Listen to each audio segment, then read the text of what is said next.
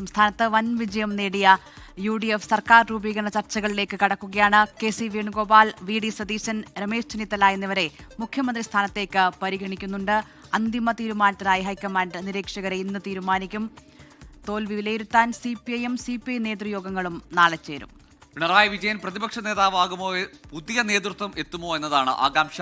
3 account തുറന്ന BJP സംസ്ഥാനത്ത് ഇന്ന് ആഹ്ലാദ പ്രകടനം നടത്തും.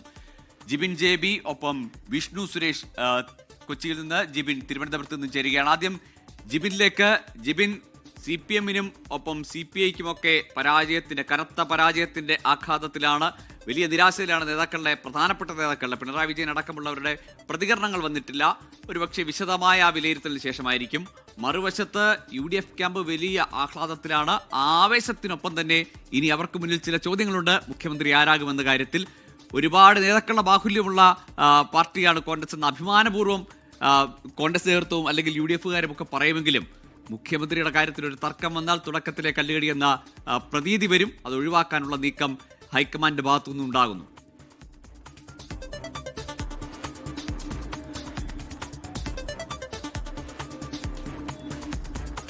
ഗുഡ് മോർണിംഗ് ഗോകുൽ ആൻഡ് നില. അത് തന്നെയാണ് കാരണം. UDF ക്യാമ്പ് പോലും വിചാരിച്ചതിന് അപ്പുറമുള്ള ഒരു വിജയമാണ് കഴിഞ്ഞ ദിവസം UDF നേടിയത്. കാരണം ചരിത്ര ഭൂരിപക്ഷത്തോടു കൂടിയാണ് UDF അധികാരത്തിലേക്ക് എത്താൻ പോവുകയും ചെയ്തത്. പക്ഷേ ഇതിൽ ഏറ്റവും നിർണായകമെന്ന് പറയുന്നത് ഈ ഒരു മുഖ്യമന്ത്രി ചർച്ചയാണ്. കാരണം വോട്ടെണ്ണലിന് മുൻപ് തന്നെ, പ്രത്യേകിച്ച് തിരഞ്ഞെടുപ്പ് കഴിഞ്ഞ സാഹചര്യത്തിൽ തന്നെ കോൺഗ്രസ് മുഖ്യമന്ത്രി ചർച്ചകൾ ആരംഭിച്ചിരുന്നു. എക്സിറ്റ് പോൾ ഫലങ്ങൾ വരുന്നതിന് മുമ്പ് തന്നെ ഈ ചർച്ചകൾ ആരംഭിക്കുകയും ചെയ്തിട്ടുള്ളൂ. മുതിർന്ന നേതാക്കൾ തന്നെയാണ് ഇതിന് സോഷ്യൽ മീഡിയ വഴി തുടക്കമിടുകയും ചെയ്തിട്ടുള്ളത്. 3 പേരുകളാണ് മുഖ്യമന്ത്രി ചർച്ചയിൽ സജീവം. Ramesh Chennithala, VD Satheesan, KC Venugopal. ഇതിൽ ആരാകും മുഖ്യമന്ത്രി എന്നുള്ളതാണ് ഇപ്പോൾ എടുത്തു നിൽക്കുന്നത്. പ്രത്യേകിച്ച് VD സതീശന്റെ പേരാണ് ഉയർന്നു കേൾക്കുന്നത്. കാരണം VD സതീശനാണ് ഈ ഒരു തിരഞ്ഞെടുപ്പിന് നേതൃത്വം നൽകിയത്.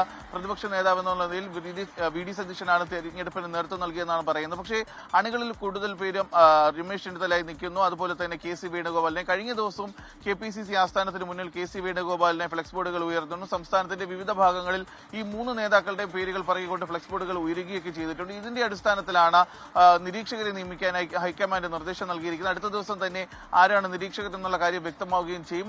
അതിനുശേഷമായിരിക്കും ഈ മുഖ്യമന്ത്രി ചർച്ചകൾ. ഇതിൽ ഏറ്റവും എടുത്തു പറയേണ്ടത് ഘടകകക്ഷികളുടെ നിലപാടാണ്. ഘടകകക്ഷികളുമായി ഹൈക്കമാൻഡ് ചർച്ച നടത്തും. കാരണം പ്രത്യേകിച്ച് എടുത്തു പറയേണ്ട കാര്യം, കഴിഞ്ഞ ദിവസങ്ങളിൽ മുസ്ലിം ലീഗൊക്കെ തന്നെ മുസ്ലിം ലീഗിന്റെ പല നേതാക്കളും അവർക്ക് അവരുടെ മനസ്സിലുള്ള ആരുടെയൊക്കെ പേരാണ് എന്നുള്ള കാര്യം തുറന്ന് പറയുകയും ചെയ്തിട്ടുണ്ട്. CMPയും അതുപോലെ തന്നെയാണ്. അങ്ങനെ ഇനി കോൺഗ്രസിന്റെ ഈ ചരിത്ര വിജയത്തിന് ശേഷം അവർ പ്രധാനമായും ചർച്ച ചെയ്തത് മുഖ്യമന്ത്രിയാണ്. എന്തായാലും അടുത്ത ദിവസങ്ങളിൽ തന്നെ ഇക്കാര്യത്തിൽ ഒരു തീരുമാനം ഉണ്ടാകുമെന്നാണ് നമുക്ക് മനസ്സിലാക്കാൻ സാധിക്കുന്നത്. കേരളത്തിലെ മുതിർന്ന നേതാക്കൾ ഡൽഹിയിലേക്ക് പോകാനുള്ള ഒരു സാധ്യത കൂടിയുണ്ട്. ഹൈക്കമാൻഡുമായിട്ടുള്ള ചർച്ചയ്ക്ക് ശേഷമായിരിക്കും ഇക്കാര്യത്തിൽ ഒരു വ്യക്തത വരികയും ചെയ്യുക. CPM-ന്റെയും CPI-യുടെയും നിർണായകമായിട്ടുള്ള നേതൃയോഗങ്ങൾ നാളെ ചേരാനിരിക്കുകയാണ്. പ്രത്യേകിച്ച് തിരുവനന്തപുരം, കൊല്ലം, കോഴിക്കോട്, കണ്ണൂർ ഉൾപ്പെടെയുള്ള പാർട്ടിയുടെ പല ശക്തി കേന്ദ്രങ്ങളിൽ പാർട്ടിക്ക് അടിപതറിയ സാഹചര്യത്തിലാണ് ഇത്തരത്തിൽ ഈ തോൽവിയുടെ ആഴം പഠിക്കുന്നതിന് വേണ്ടിയിട്ടുള്ള നേതൃയോഗങ്ങൾ തീരുമാനിക്കുന്നത്. പ്രത്യേകിച്ച് തിരുവനന്തപുരത്തെ കാര്യം നമ്മൾ പറയുകയാണെങ്കിൽ, തിരുവനന്തപുരത്ത് പാർട്ടി കോട്ട പോലെ സൂക്ഷിച്ചിരുന്ന മണ്ഡലങ്ങളാണ് പാർട്ടിയെ കൈവിട്ടത്. വാമനപുരം മണ്ഡലം 50 വർഷക്കാലമായി വാമനപുരം മണ്ഡലം CPM-നോടൊപ്പം നിന്ന മണ്ഡലമാണ്. അവിടെയും പാർട്ടിക്ക് കാലിടറി. കാട്ടാക്കട മണ്ഡലം, നെയ്യാറ്റിൻകര മണ്ഡലം, അതുപോലെ തന്നെ അതായത് മധ്യ തിരുവിതാംകൂറിലും തെക്കൻ കേരളത്തിലും വടക്കൻ കേരളത്തിലും എല്ലാം തന്നെ പാർട്ടി കോട്ടകളിൽ വലിയ രീതിയിലുള്ള വിള്ളൽ ഉണ്ടായിട്ടുണ്ട്. ഇതിനെക്കുറിച്ച് പഠിക്കുന്നതിന് വേണ്ടിയിട്ടാണ് CPM-ഉം CPI-യും നാളെ നേതൃയോഗങ്ങൾ ചേരാനിരിക്കുകയും ചെയ്യുന്നത്. Google and Dilna. ജിബിൻ, അതോടൊപ്പം CPIM-ന്റെ തുടർ നടപടികൾ, നീക്കങ്ങൾ അത് വളരെ ശ്രദ്ധേയമാണല്ലോ. പ്രത്യേകിച്ചും ആരാകും പ്രതിപക്ഷ നേതാവ്, ഈ തോൽവിയെ CPIM, LDF അതെങ്ങനെയാണ് വിലയിരുത്തുക തുടങ്ങിയ കാര്യങ്ങളിലെല്ലാം. കാരണം തിരഞ്ഞെടുപ്പ് സമയത്ത്, തിരഞ്ഞെടുപ്പിന് ശേഷവുമെല്ലാം വലിയ ആത്മവിശ്വാസം, എങ്ങനെയെങ്കിലും ഭൂരിപക്ഷം ലഭിച്ചേക്കുമെന്ന്, തുടർഭരണം ഉണ്ടാകുമെന്ന് CPM നേതാക്കൾ പറഞ്ഞിരുന്നു.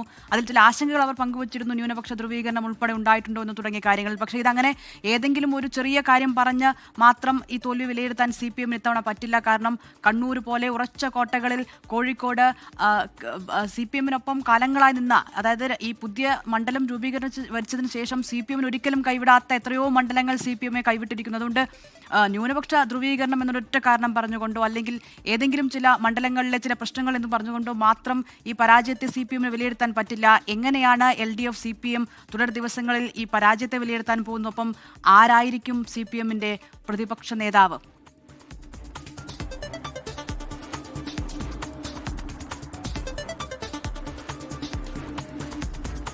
അതിനെ തിരഞ്ഞെടുപ്പ് കഴിഞ്ഞ സമയം മുതൽ തന്നെ ഏറ്റവും അധികം ആത്മവിശ്വാസം പ്രകടിപ്പിച്ചിരുന്നത് മുഖ്യമന്ത്രി തന്നെയാണ്. മൂന്നാമതും മുഖ്യമന്ത്രിയുടെ നേതൃത്വത്തിൽ തന്നെ പിണറായി വിജയന്റെ നേതൃത്വത്തിലുള്ള ഒരു സർക്കാർ തന്നെ അധികാരത്തിൽ എത്തുമെന്ന് തന്നെയാണ് പാർട്ടി കേന്ദ്രങ്ങൾ വിശ്വസിക്കുകയും ചെയ്തത്. പക്ഷേ ഈ എക്സിറ്റ് പോൾ ഫലങ്ങൾ വന്നതിന് പിന്നാലെയും മുഖ്യമന്ത്രി ആത്മവിശ്വാസം പ്രകടിപ്പിച്ചിരുന്നു. എന്നിരുന്നാൽ പോലും ചില CPM നേതാക്കളൊക്കെ തന്നെ ചെറിയ രീതിയിലൊരു ഭൂരിപക്ഷത്തിൽ അല്ലെങ്കിൽ ചെറിയ രീതിയിലൊരു സീറ്റുകളിൽ ഇടിവുണ്ടായാൽ പോലും ചെറിയ മാർജിനിൽ ഒരു വിജയം നേടി അധികാരത്തിലെത്തുമെന്നാണ് അവർ വിശ്വസിക്കുകയും ചെയ്തിട്ടുള്ളത്. ഇതിന്റെ ഭാഗമായിട്ടാണ് അധികാരത്തിലെത്തിക്കഴിഞ്ഞാൽ അതിനുശേഷമുള്ള കാര്യങ്ങളൊക്കെ CPM ചർച്ച ചെയ്യുകയും ചെയ്തിട്ടുള്ളൂ. പ്രത്യേകിച്ച് LDF കേന്ദ്രങ്ങളിൽ തന്നെ ആ ചർച്ചകൾ സജീവമാകുകയും ചെയ്തിരുന്നു. പക്ഷേ അപ്രതീക്ഷിതമായാണ് ഇത്രയും വലിയൊരു തോൽവി LDF ക്യാമ്പിൽ എത്തുകയും ചെയ്തത്. ഇതിന് പിന്നാലെയാണ് കഴിഞ്ഞ ദിവസം തന്നെ മുഖ്യമന്ത്രി ഈ വലിയ രീതിയിലുള്ള ഒരു പരാജയത്തിന് പിന്നാലെ മുഖ്യമന്ത്രി ഗവർണർക്ക് ദൂതൻ വഴി രാജിക്കത്ത് നൽകുകയും ചെയ്തിട്ടുണ്ട്. മുഖ്യമന്ത്രി സ്ഥാനം രാജിവെക്കുകയും ചെയ്തു. പക്ഷേ ഗവർണർ ഈ കത്ത് കൈപ്പറ്റിയെങ്കിൽ പോലും കാവൽ മുഖ്യമന്ത്രിയായി തെരഞ്ഞെടുപ്പ് അടുത്തൊരു മുഖ്യമന്ത്രി വരുന്നത് വരെ കാവൽ മുഖ്യമന്ത്രിയെ തുടരാൻ മുഖ്യമന്ത്രി പിണറായി വിജയന് നിർദ്ദേശം നൽകുകയും ചെയ്തിട്ടുണ്ട്. പക്ഷേ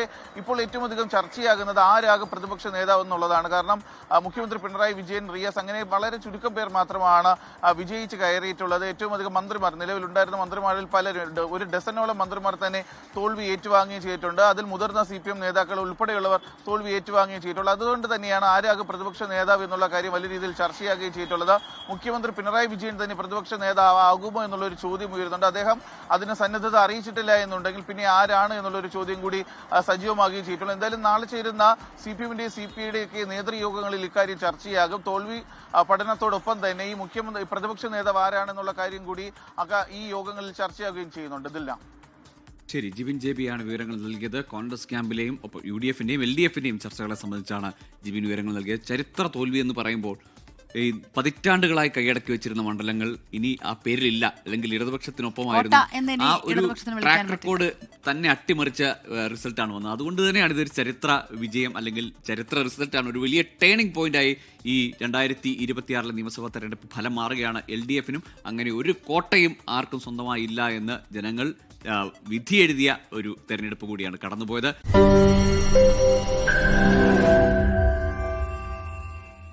ലോകത്തെവിടെയായാലും ഏത് സമയത്തും 24 വാർത്തകളും ഓഗ്മെന്റഡ് റിയാലിറ്റി പാക്കേജുകളും എക്സ്പ്ലെയിനറുകളും വിശദമായി കാണാൻ ഞങ്ങളുടെ YouTube ചാനൽ നിങ്ങൾക്ക് സബ്സ്ക്രൈബ് ചെയ്യാം.